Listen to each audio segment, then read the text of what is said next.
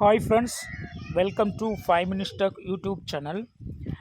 In this video, you will learn how to increase or decrease gear in the Honda SP Shine bike. Okay, so if you would like to engage proper gearing in this bike, first you have to learn how it should be reduced or how it should be increased. Okay, so come to the gear side.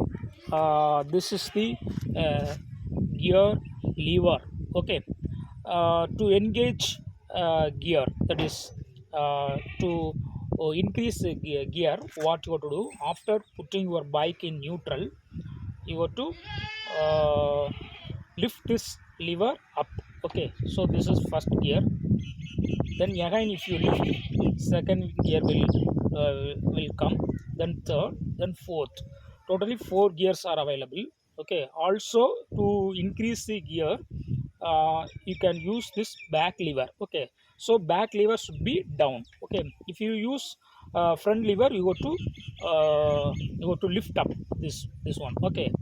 To reduce gear, you go to push down this lever into the front. Okay, that is you have to push down this lever. Okay, so down is to reduce gear, up is to increase the gear. Okay, or in the back side you can down. Okay, for increasing the gears. Okay, so in this way you can easily engage gears in this bike.